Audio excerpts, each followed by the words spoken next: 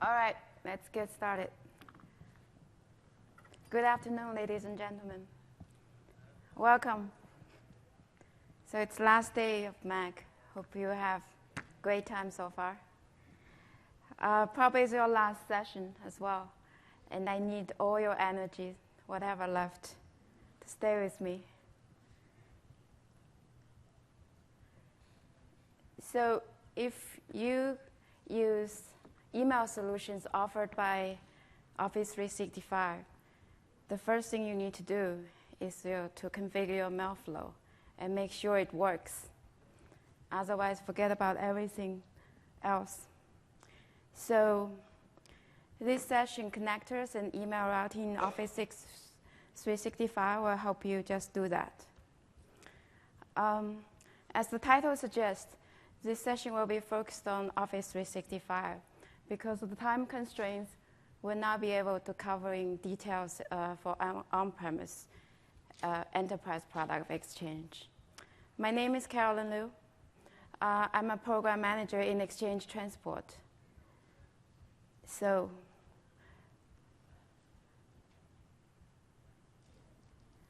here is my agenda. We're going to have 4 sections on the screen. At the end, and I hope we'll have some time for Q&A, but if not, you can always contact me directly, send me emails, or after the session. So after the session, my goal is if you're already using email product in the service, you will be able to connect dots together and what this connector is all about. You will know the rationals, insights of mail flows and connectors.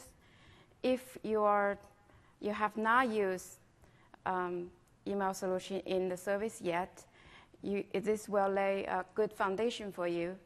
And configure connectors and mail flows will not be as hard. It'll be an easy task for you. So it's the first section, the connector basics. And what are connectors? Why do we need connectors?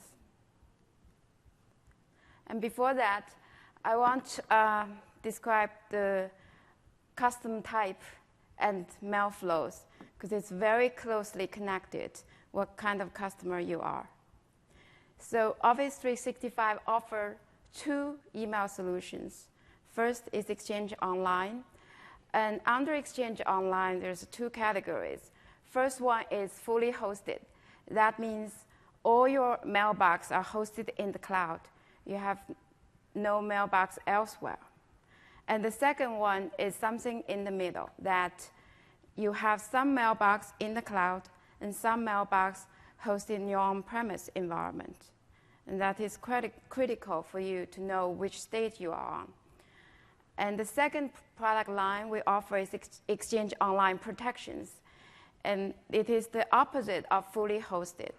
That means you have 0 mailbox hosted in the cloud, and you only use the product, our service, for protection only, so we can apply hygienes. You can use DLP features and encryptions, and so on and so forth. So custom type is very closely related to mail flows and your connector configurations. Just want to emphasize that. So now let's talk about what exactly are connectors. And you can see there are 4 box pictures in this slide. And we're going to use the same legends throughout the session. The middle one is we use that to identify Office 365, the service. And on the top is a picture to identify on-premise environment. This only applies when you are Exchange Online Protection customers or you are Exchange Online customers, but in a hybrid mode. On the right is a picture to identify partners that your organization have some special business with those companies, and you have a special mail flow configuration requirement. And we categorize the rest of the world as internet, which show at the bottom. So now, what are inbound and outbound connectors? Inbound and outbound are words for directionality. But for what, right? That is actually in the view of service, Office 365. And why? Because we're in the center of the universe. Good. I happened to make a good joke, finally. So that's a wishful thinking, but I'm paying debt for that. So inbound connector and outbound connectors in the view of service, and based on the source or destinations of the mail flow, there's a type on-premise. There's two types, type on-premise and partner. So now let's go over the details. A, so when mail coming from on-premise environment enter into Office 365, you need to configure a connector, inbound connector of type on-premise. Consequently, for B, when mail leaves Office 365 going to your on-premise environment, you will need to configure outbound connector of type on-premise. And then we go to C. When you have a partner organization that you need to do a special business with, for example, you want the mail go over on TOS connections, you will need to configure an inbound connector of type partner. And the last, D, when mail leaves Office 365 going to your partner organizations, you may need to create outbound connector of type partner. You will notice at the bottom between Office 365 to Internet, there's a bidirectional, blue bidirectional arrows, and that is identify mail flow between Office 365 to Internet. For those mail flows, you do not need to create connectors, thanks God. So this slide is just a summary in words. Let me reiterate. There's inbound connector and outbound connector in the view of Office 365. And based on the source or destination of the mail flow, you will need to create connectors of different type. For mails going between Office 365 to your on-premise, you create type partner, type on-premise connectors. When mail goes to your partner organizations, you create type partner connector. So now let's talk about why do we need connectors. Put the joke aside. The bottom line is Office 365 need to know how to accept the mails for your organizations and how to relay mails to organizations or to the world. So the basics principles that I need everybody to be aware that Office 365 is not an open relay service. We only accept, process, store, or relay mails for our customers. So when mail comes into our service and we cannot identify ownership, we will reject the mail. And also, because of we hosting multiple customers in our service environment, we also often to know, depend on your customer type, we need to know where to relay the mail. So why we need the connectors?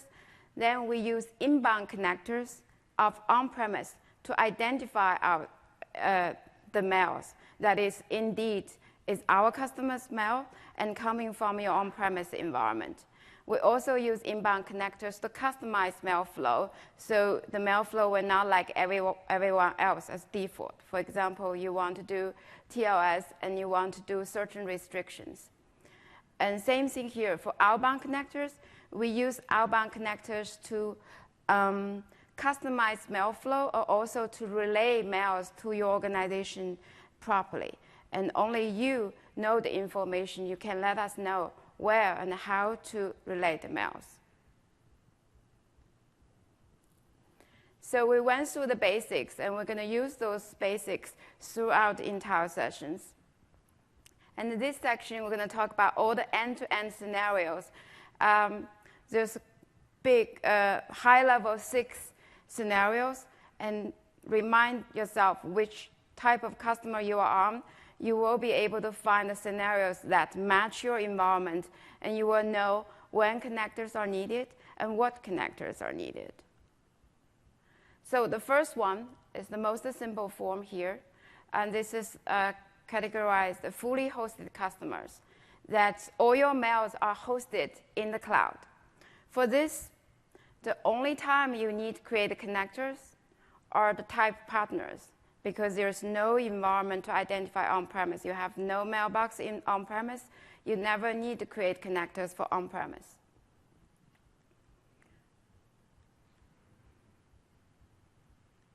So as you can see, the only time you need connectors are when you have a special requirement, mail flow requirement with one or more partners of your organization. There's also legend here I want to point out. Probably we should go to the next slide. It's easier.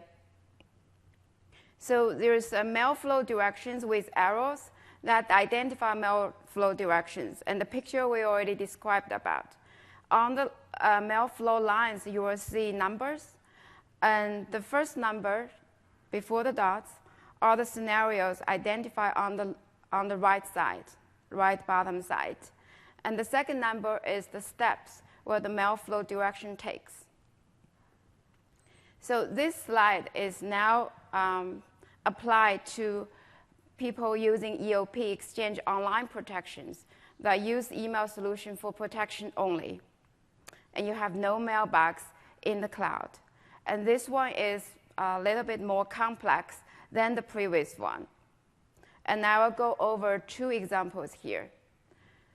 The first one is a mail come from contoso.com that's from your on-premise environment sent to internet. I use yahoo.com for illustration purpose. And you have two mail flow here. The first one is mail leaving from contoso.com coming to Office 365. For that, you need to configure an inbound connector of type on-premise, so we know the mail is indeed come from your organization. Once we accept the mail and we apply the hygienes, now we need to know where to route the mail. And because the destination is yahoo.com, you don't need to create connector for that. We'll just use MX record for routing purpose. So now you see when mail come out from your organization on-premise, going to the Office 365 service, you need to create connector of type on-premise. The second scenario is the opposite directions, that users send from yahoo.com to user one at contoso.com. You need to create connectors the other directions. The first one is when mail direction is mail coming from yahoo.com. At first, it will arrive to Office 365 because MX point to the service. For that, you do not need to create connectors. Based on the recipient domains, we know that mail is belonging to your organization. Now the service received the mail, we process, and we do the hygienes. Now we need to know where to route the mail. Because MX is already pointing to the service, you actually have to configure an outbound connector of type on-premise and tell the service what's the smart host and what other restrictions you want to apply, so the service can send the mail properly to your on-premise organization environment. So the rest of the scenario, I'm not going to go over the details here. You can derive yourself, and the deck will be there for you for future reference when you do need to do that. So the next one is a little bit more complex. I remember I forgot to mention that on the mail direction, when there's a dot over there, that means when you need to create connectors, and different colors meaning different types. This is a hybrid scenario. That means you're something in the middle. You have mailbox in the cloud, and you have mailbox on-premise. And as you can see, the mail flow is a little bit more complex than the previous two. And because now you have a mailbox in the cloud, and the users in the cloud and on-premise need to exchange emails. So same thing here, and I'll go over two examples with you. The first one is your on-premise mailbox. Send mail to your partner organizations. And then first one, when mail leaves from your on-premise, going to Office 365, we need you to configure a connector of on-premise to identify that mail is indeed coming from your organizations. Once the mail is received, we process the mail, and we need to know where to send the mail. We see that is at chase.com, that is outside of Office 365. We also identify that you did configure a connector of type partner. We're going to apply that, and mail will send to chase.com. The second scenario, again, is the opposite direction, that user 2 at chase.com send the mail to user 1 at contoso.com, which is hosted in your on-premise environment. And the first, when mail comes from chase.com, sent to Office 365, because MX point to us, remember? We accept the mail. We also realize that there's connectors associated with your organization, that is a partner connector, and we're going to apply that connector. Once Office 365 received the mail, processed, now we see, okay, Contoso, user 1 at contoso.com, even though you are hybrid, this user is not in the cloud, and we need to send mail to your on-premise environment. For that, you need to configure an outbound connector of type on-premise, so we can relay the mail properly. The rest, again, you can use that to derive the mail flows and what connector do you need. As you can see, even though there's a lot of mail flow scenarios, you only need to configure inbound connector and outbound connector of on-premise type. And for inbound connector or outbound connector of partner, that's optional. Regardless how many mail flow directions here, that's the most important two you need to configure. And this scenario is very similar to the previous one. The difference here is MX now is actually pointing to your on-premise environment. And so the mail flow very similar, except as you can see, there's a few here. It's a scenario 2, scenario 10, and scenario 4. Because the MX point to your on-premise environment, mail will come to your on-premise environment first. And when mail going from your on-premise environment, going to Office 365, you need to configure inbound connector of type on-premise. And consequently, when mail leaves Office 365, going to your on-premise environment, you need to configure outbound connector of type on-premise. So I'm not going to go over more details in this slide. The next one is even more complex. Now, it is still in hybrid situations, but in addition, you have CMT enabled. The CMT stands for Centralized Mail Transport. And that really means that people, for compliance reasons, when you are in hybrid mode, they have mailbox in the cloud, and they have mailbox in on-premise. When you enable these options, for any mail that's sent to your cloud mailbox or any mail sent from your cloud mailbox, they will need to go to the mail flow will need to go to your on-premise environment first before it's delivered to your cloud mailbox or before the mail sent to outside of service. Again, let's go over two scenarios, two examples here. The first one is Office 365 user 1 at contoso.com, which is hosted in the cloud. Send mail to chase.com. And there are a few mail flows here. So normally, when you don't have the option configured, the mail will just send to Chase directly. But because you have this option, we will send the mail to your on-premise environment first. And because of that, you need to configure an outbound connector of type on-premise so we can send mail properly. Now the mail arrived to your on-premise environment, and on-premise environment would know that the mail is actually need to send, because it's cloud mailbox, right? It needs to send back to Office 365. Once Office 365 receives the mail, it will know that the mail actually completed the round trip to on-premise. Now it will deliver the mail to your partner location. For that, you may have created a partner connector. Then we're going to apply that connector and send mail to the final destination in chase.com. The second one is a little bit different. That is use a mail sent from yahoo.com to your Office 365 cloud mailbox. So when mail coming from yahoo.com sent to Office 365, you do not need to create connectors. Office 365 will receive the mail based on the recipient domain. So when the mail is received, normally it will just deliver the mail to your cloud mailbox. And because this time you have the CMT configured, we will send the mail to your on-premise environment first. For that, we said before, now you need to create outbound connector of type on-premise. Then once the mail arrives to on-premise, it will know that you need to send mail back to Office 365 because the mailbox is located in the service.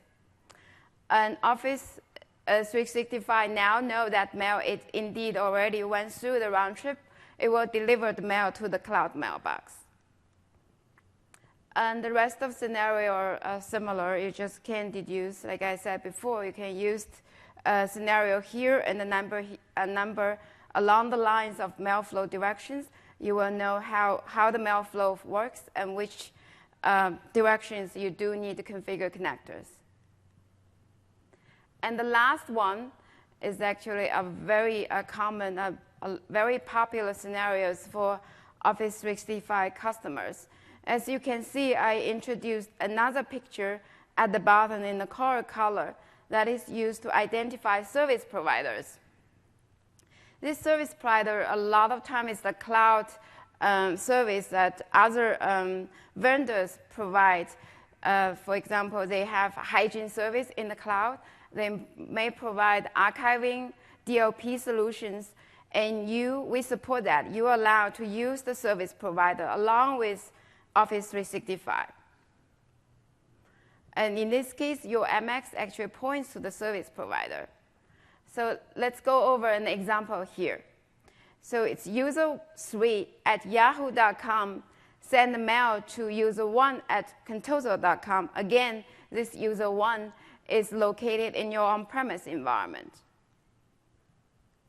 So the first user3 at yahoo.com sent to contoso.com because the MX point to the service provider, and the service provider accepts the mail, but it knows that it has a correlation with Office 365. It will send the mail back to Office 365. For that, you can configure an inbound connector of type partner to do more restrictions. Keep in mind, this is optional. You do not have to create this connector at all, but you can. The use case would be you say, all my mails from my organization coming from internet have to come from this service provider. You can put the IP range by this service provider's public IP range, and then you can enforce the mail flow that way. So once Office 365 receives the mail, you need to know, right, after the processing, additional processing, you need to know where to send mail to. For that, you need to configure an outbound connector of type on-premise. That will conclude the examples. And this is our last scenarios. As a recap, what we have done, who needs to create connectors? And that's really associated with your customer type. If you are fully hosted customers, you do not need to create connector of on-premise type. You may, however, create a connector of type partner to meet your business requirement, to customize your mail flow. And for Exchange Online protection customers, you must have inbound and outbound connector of type on-premise. So we can identify you for the mail coming out from your organizations, and we can also relay mails when it's addressed to your mailbox in your on-premise environment. Again, you may create a connector type of partner that's optional to customize mail flows. And for hybrid customers where you are in somewhere in the middle, you have mailbox in the cloud and have mailbox in on-premise. Same thing as Exchange Online customers, you have to create inbound connector and outbound connector of type on-premise. So we know how to route mail, and we know how to accept mail. And you may create connector of type partners to meet your business requirement, to customize your mail flow. For hybrid customers, we recommend you use Hybrid Configuration Wizard. I know it cannot configure everything for you, but if you use that, it will lay a foundation. Especially important, it will set up your on-premise send connector and receive connectors. And later on, if you need to make some adjustment, you can use UIs or remote PowerShells to customize that. So now we talk about all the scenarios. When do you need connectors, and what connector do you need? Let's talk about what connector or configuration options are available for us, and what can you do with them. So first one is where and how do you create connectors? There's a few ways to do that. You can use the portal. We are on the line changes, so we're going to improve the UIs in the future, but the location is you go to the portal, and depend on customers, your Exchange or your EOPs, you will open your portals, and there's a mail flow on the left, and there's a connector on the right side pane. And over there, you can create the connectors, use UI. Optionally, you can use remote PowerShells sessions to create and modify connectors. The best practice is after you create mail flows, you should test it. I mean, after you configure your connector, you should test that mail flow works. And option, you can use a remote connectivity analyzer to test outbound mail flows, meaning the service delivery from service to your on-premise environment. You can also use a subdomain of your already configured domains to test mail flow, just see everything works. So what connector configuration options are available? Let's talk about inbound first. So for inbound type on-premise, there's really not much. It's just the combinations and can kill you. So for inbound connector of type on-premise, first you need to tell us whether this connections over TLS, it's a mutual authenticated TLS, or it's just you want to use IP address to identify you. The bottom line is we need to know the mails coming from an on-premise environment really belong to your organizations. For that, there are two ways to identify you. One is a certificate name over TLS connections, and the other one is IP address range. We recommend you use a certificate because IP address is very hard to manage for you, and it's also difficult to prove ownership. So that's the first option. The second one is we offer options to enforce mutual authenticated TLS connections. The encryption only for on-premise is by the decision of on-premise environment. It is not enforced by service, but it's just going to work. And the third one is if you are in a hybrid scenarios, you will be able to preserve headers for within Exchange organizations. That will make your on-premise environment and cloud environment appears as if it's in one organization. So the Exchange organization headers will be preserved if you enable that option. For the inbound of type partners, and you can use sender domains to identify mails from the partners, and you can enforce the email flows by using certain IPs. You say, okay, for these partners, mails have to come from this IP address range. You can enforce that. And we also offer TLS, and we offer two. You can do enforce encryption only or mutual authenticate TLS. So when you do encryption only for the client, for example, is coming from a bank, that's just going to encryption only. The client does not, server does not have to authenticate the server, just optional. So moving on for the outbound, let's talk about outbound of on-premise type first. We allow you to input the smart host so we can relay mails to your on-premise server properly. And you can use outbound connector to do a conditional mail routing, which you create exchange transport rules, and you say, for mails meet these conditions, use connector A, or certain connectors. That's optional. And the third one, which is mutually exclusive with the second one, you can create a recipient-based. Say mails going to contoso.com, the start.contoso.com, use this connector. And we will do the match properly, and we'll use the connectors. And you can use outbound connector to enforce encryption only, or mutual authenticate TLS connection on outbound directions. And the fifth one is, this is for hybrid only customers, and this is currently only available through hybrid configuration wizards, that you can enable centralized transport, mail transport, which we talked about before. Remember one of the scenarios.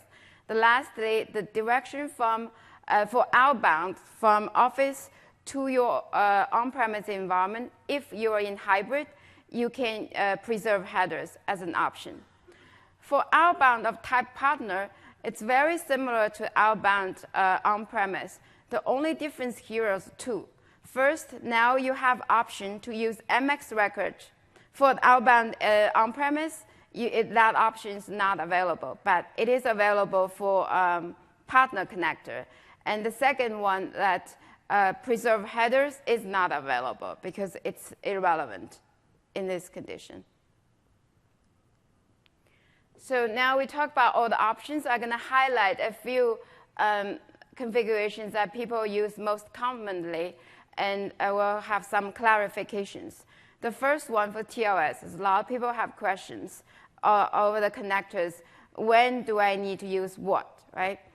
Office 365 supports encryption only and mutual authenticated TLS. Two options.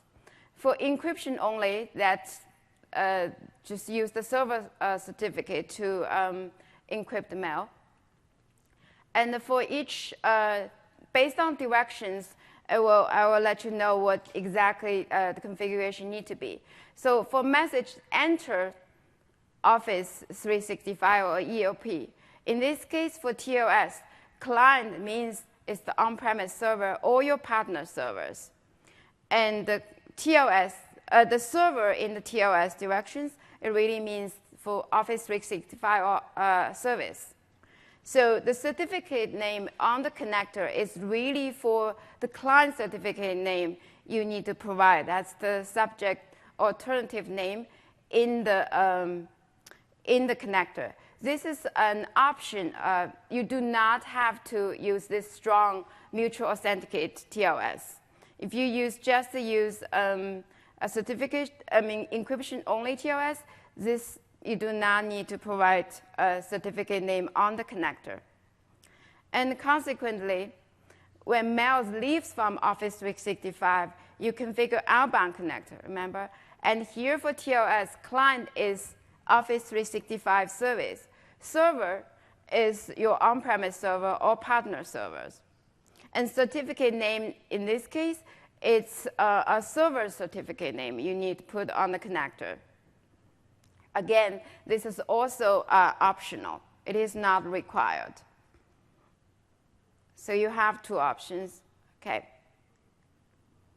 So the next one is also a lot of questions come up.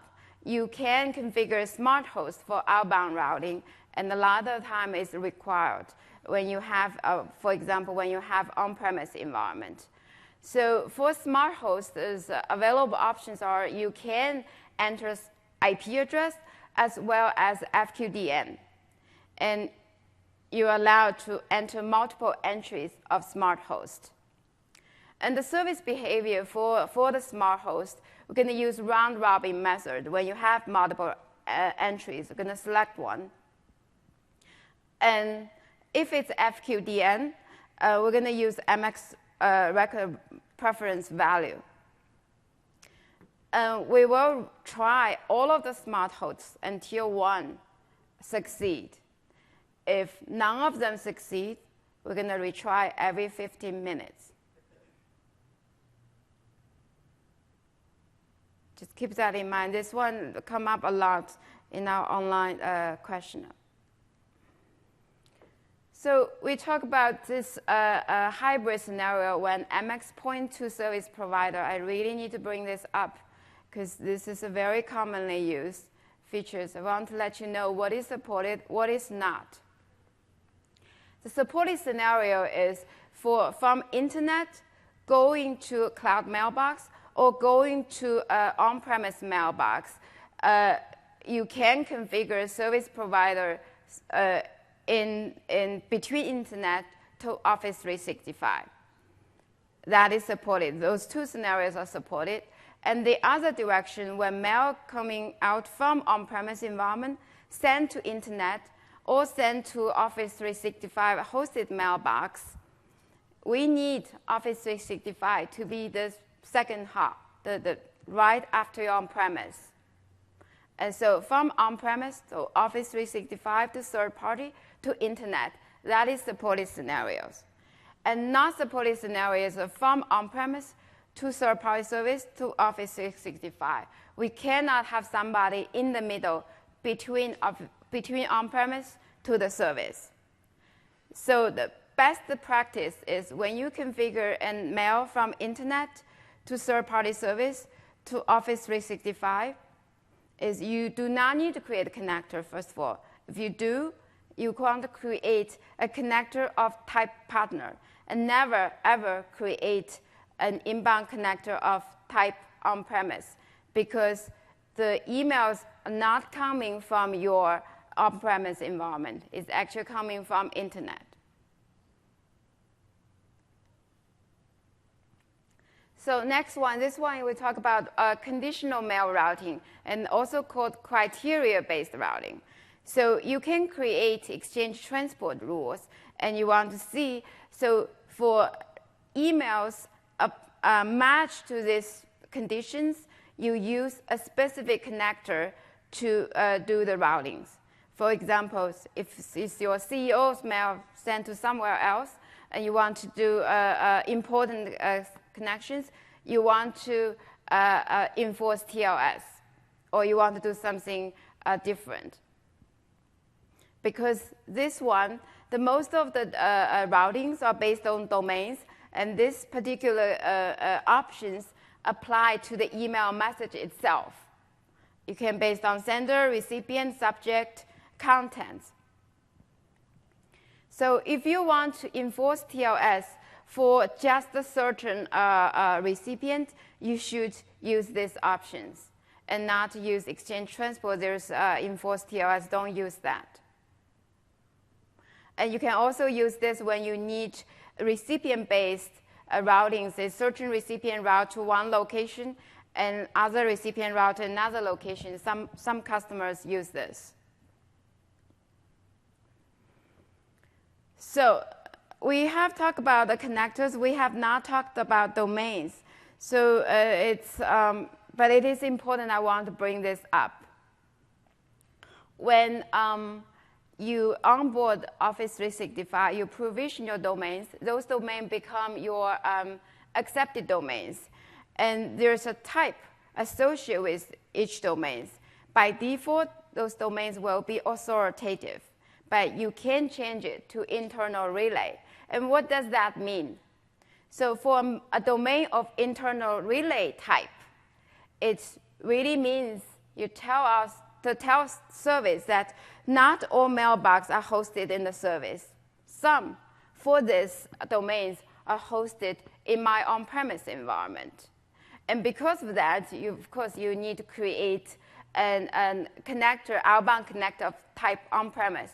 But that's also under the umbrella. Whenever you have on-premise environment, you need to create inbound and outbound connector of type on-premise. So that's just a requirement.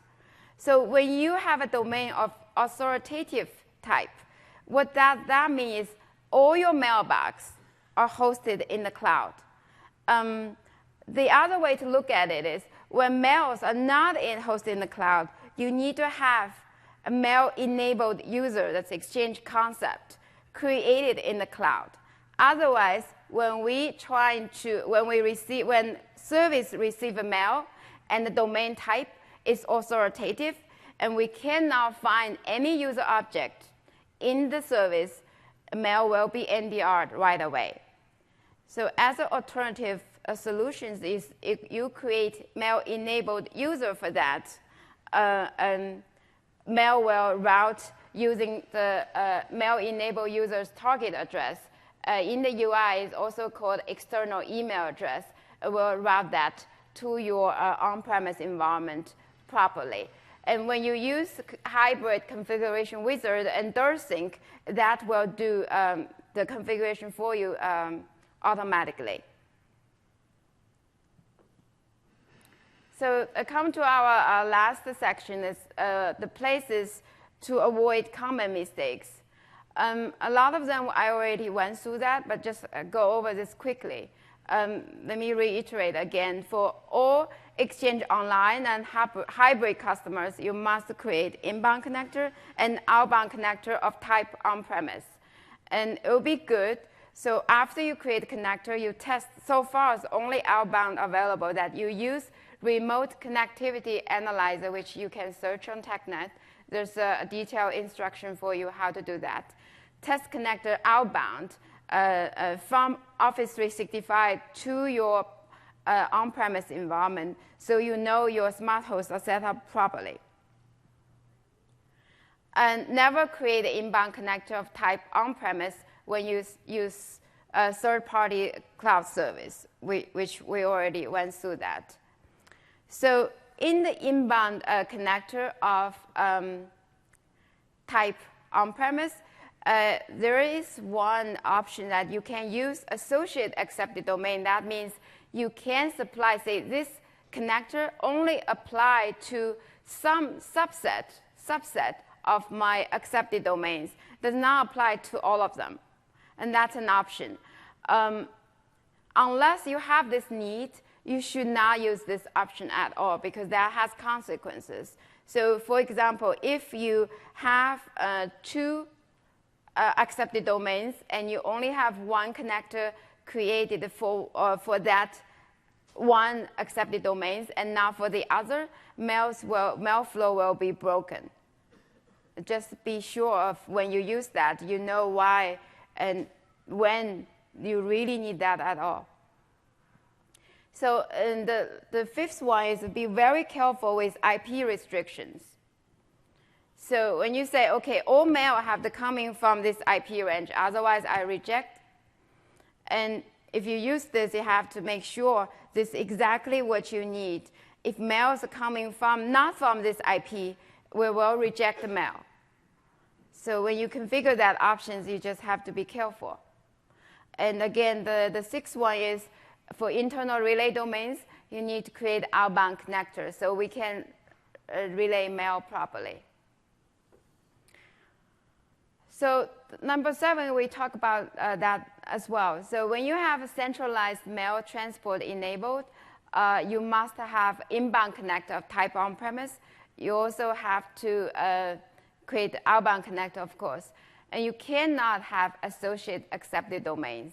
That's just how we process, because we have to know that mail, the service have to know that mail already went through the round trip. If you have associate accepted domain in one of the inbound connectors, and we actually use that to identify mail did indeed already come from on-premise environment.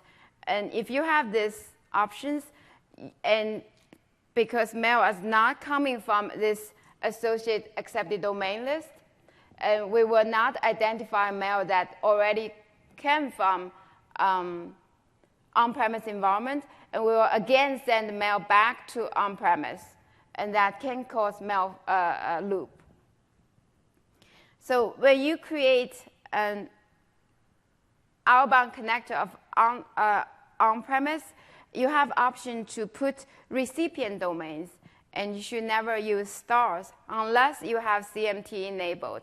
Star really means for all your mails, any mails sent from your on-premise, from your cloud, or from internet, have to go to your on-premise environment. And your on-premise environment most likely and often did not configure to accept the mail because it's not an open relay servers. So be careful of that. And we already enforced that. We'll not allow you to enter star if it's outbound connector on-premise type and you did not have the CMT enabled.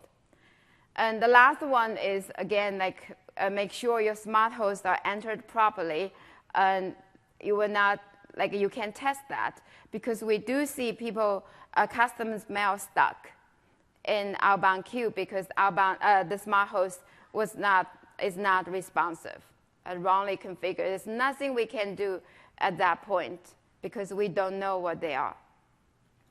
Okay, that concludes my session today, and I open floor for Q&A. Anybody have questions?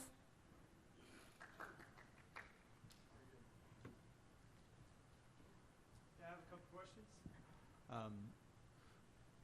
In your scenario, you had that all outbound mail from Office 365 was sent from Office 365 to the internet. Mm-hmm. In a hybrid situation, I couldn't tell from your slides, so help me out here. Can you route all mail from Office 365 to on-premise and let us route it to the internet? Hold on.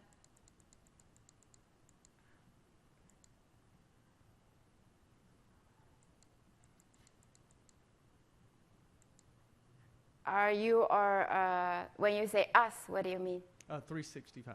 No, I mean us, the on-premise. That blue line you just erased. Keep going. This one? Yes, the line that has a 1.2 and a number 9 on it. 1.2. Yeah, you see it on the. It goes from Office 365 to the internet. Mm-hmm.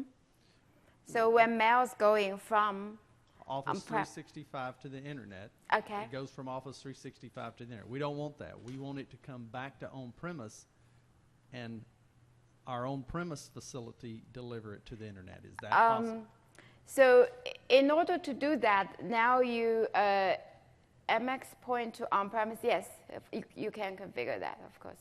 Okay, but yeah. I was a little confused because in the last slide you said on the outbound connector don't put a star, but that would actually require a star.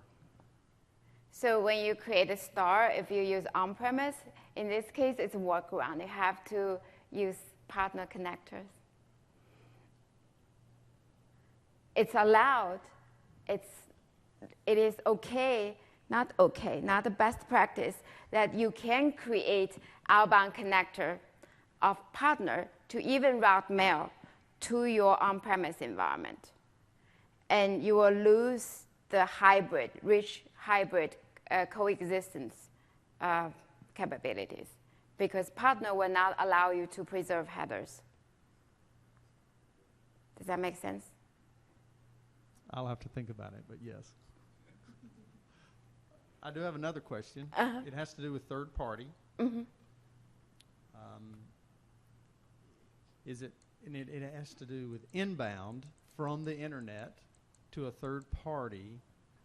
Is it possible that if you go back a slide.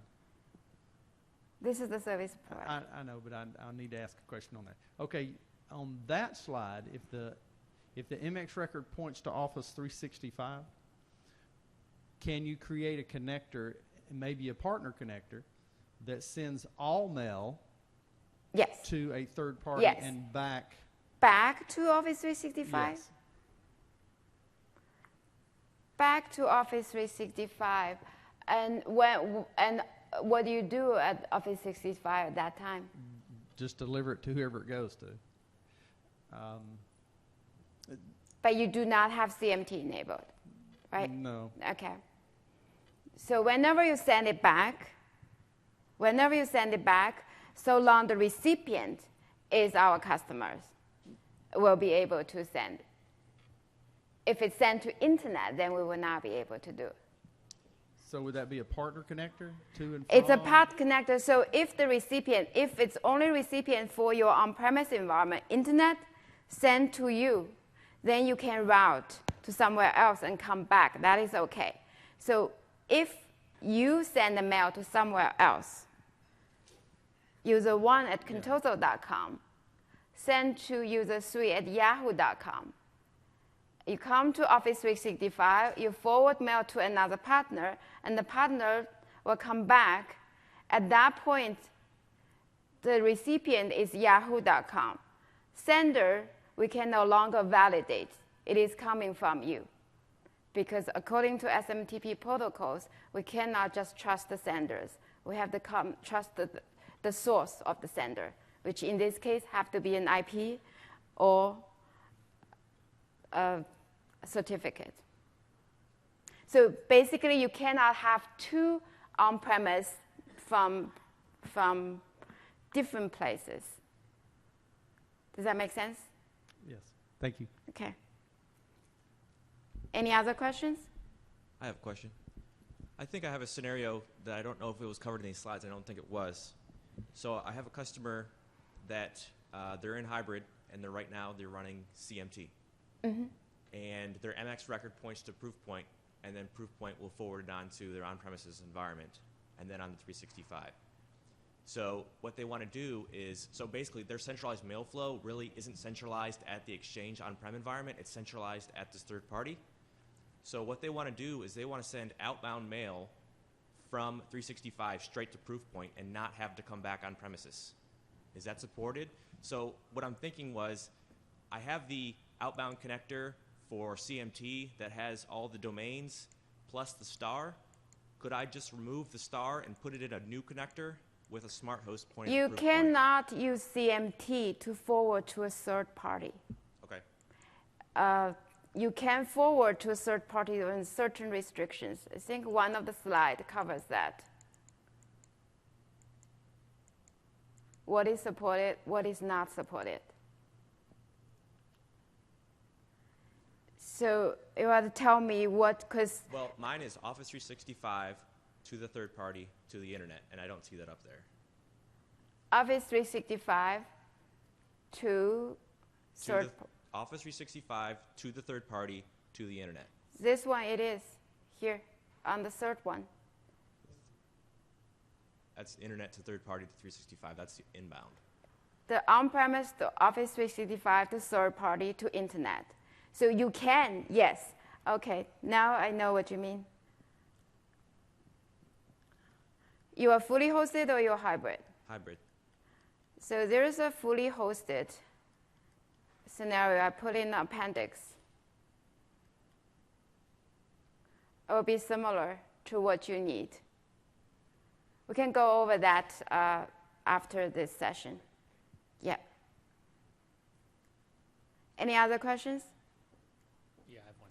If you're currently in EOP standalone, so you're on-premise using EOP, and you want to move to hybrid, do you use the hybrid configuration wizard? Is there any for issues migration? to create the correct connectors then? If you EOP only, hybrid require you that you have mailbox hosted in your on-premise. So currently we're on-prem and we want to move to hybrid. Okay. So if I use that hybrid configuration wizard, will it create additional connectors? If you're already using the SKU offered by Exchange Online, you should be able to. Yeah, they call turnkey migrations. Is migrate EOP customers to Exchange Online customers.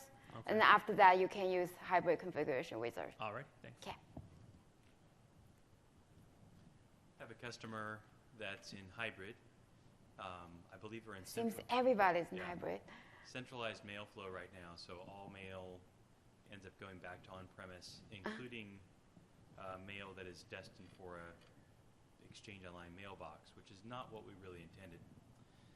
What they would really like is only mail that's outbound to go back on premise. So be careful when you say inbound and outbound, just like I cannot say, you have to Yes. say it. Right. Outbound mail from the service that is intended to go to an internet recipient, they want to go back through on-premise so it originates from there. Yes, that is what CMT is for. Okay. The problem I have is that on Microsoft accounts that we have for administration, for example, MailFlow breaks for those because that is not, there's no mail object for those on premise. So mail going to a admin.customername or admin@customername.onmicrosoft.com. You mean the user Comes does back not on-premise. exist in on-premise. Right. On-premise don't know how to deal with it. That's correct. So there are quite a few ways to do that, right? One is you create mail-enabled user in on-premise. Then you can route back to Office 365. That's what DirSync is for when you're using. So there's no way to do just the traffic going to the internet recipients. You can do that as well. Okay. But it requires a few tweaks. All right. Yes, some special configurations. Great. Are those Yeah. in your appendix as well? No, but we can talk offline. Okay. Any other questions? Is this helpful? All right. So thank you for the session, to my session, and don't forget to fill out the evaluations. I'm asked to say that. Thank you. But always feel free to send me emails, carolyn.liu@microsoft.com. Put attention like Mac questions or Mailflow questions that will draw my attention. Thank you.